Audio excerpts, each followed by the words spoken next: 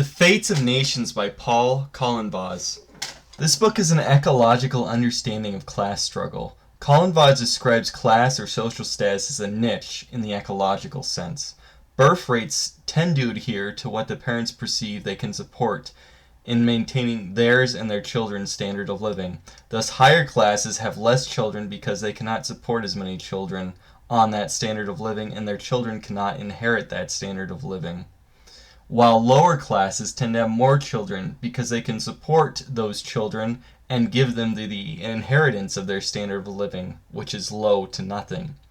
For the upper classes, their prediction will seldom be perfect, and it will result in the downward mobility of class. To Colinvaux, downward mobility is the center of any destructive force in society. Younger generations seldom accept having less than their parents and take it by force as a group.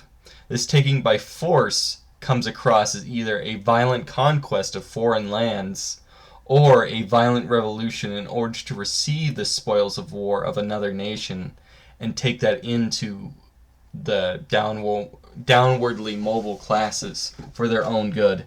There are three reliefs to prevent violence: bureaucracy, trade, and technical innovation. Bureaucracy exists generally to provide a higher standard of living without the productive work of the middle classes.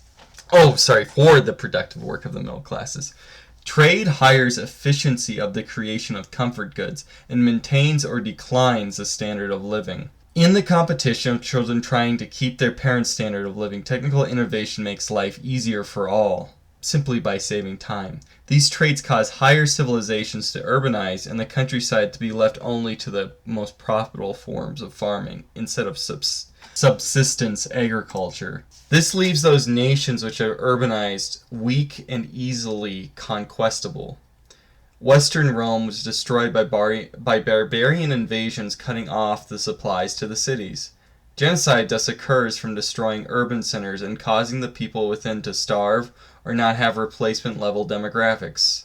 Of course, population density in lower civilizations, such as hunter-gatherers, was instrumental in providing for the colonization of the Americas and Oceania by European peoples. The conquest of nations and the annihilation of peoples is rare after the printing press, though, because nations are rapidly able to learn advances of technology and technique. In older times, technology and technique provided a greater advantage because across cultural lines it was hard. So he provides the examples of Rome, Macedon, and Mongolia as the expansion of people and the taking of their land and resources. For modern examples, he uses Sweden, Napoleonic France, Germany, and Japan. But each of these powers were easily quickly turned back because their opponents were able to learn and master their techniques due to higher literacy after the printing press. Now we see, with the advent of nuclear arms, the great difficulty in the creation of empires, as they are prevented from the similar assimilation of technology prevents any great power from attacking the other with nuclear weapons, creating mutually assured destruction. And here's the final part of the book that we get to, where it becomes really interesting. Colinvaux is a believer in peak oil and coal, and he's skeptical of alternative energy. He proposes the advanced and often nuclear-armed and weapons of mass destruction-armed nations will annihilate their opponents, the non-nuclear armed nations, by the ease of genocide in the sense of replacing their populations, colonizations, by destroying their city centers and then taking the resources of the land. When you think about this in the modern context, it becomes pretty easy to see, because immediately what comes to mind for me is an overpopulated East Asian nation such as South Korea, North Korea, Japan, and China, and for that sense Singapore, using nuclear arms against sub-Saharan Africans or Middle Easterners, destroying the city centers, wiping out the urban areas, and then colonizing and taking the resources of the land. Now I gotta say, the great weakness of this book is that Paul Colinvaux is asleep on race and gender. But the strength here is that he sees things like infanticide is a form of abortion, is essentially abortion, or he sees feminism not as a... He supports feminism not for the sake of equality, but for the sake of preventing downward mobility and artificially lowering birth rates, even though, as we've seen, feminism causes massive downward mobility in men. So, yeah, and he believes in peak oil, and he thinks that might makes right, that survival of the fittest is important for a nation.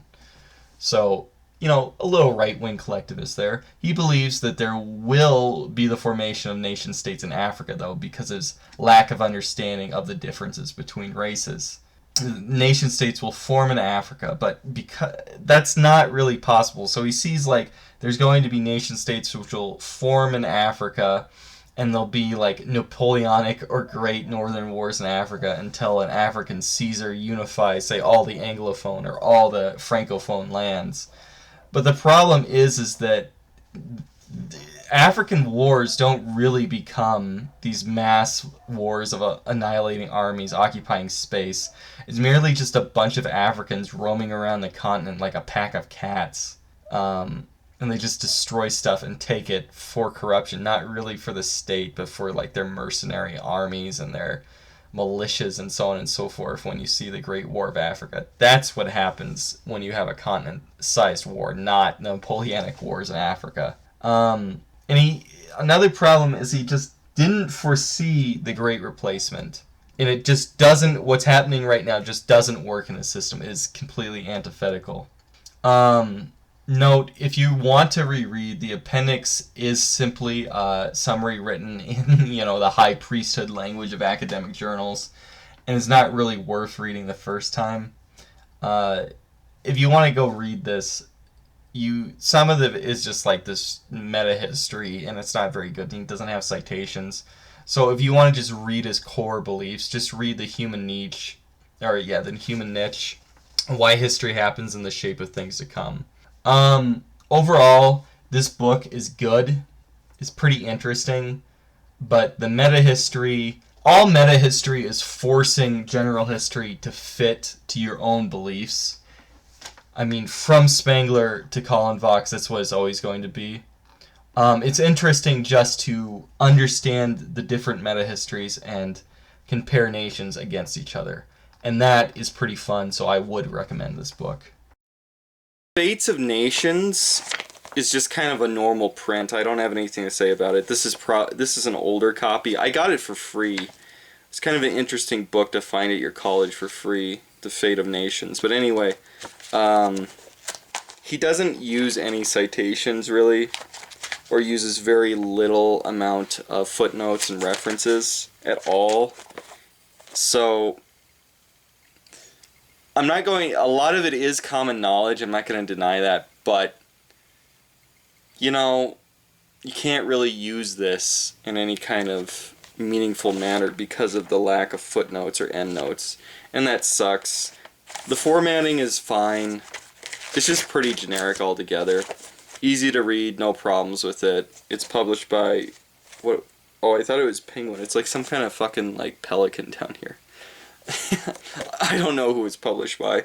Probably aren't even around now. But there you go. If you can order this off Amazon, I think it's really cheap. Go ahead.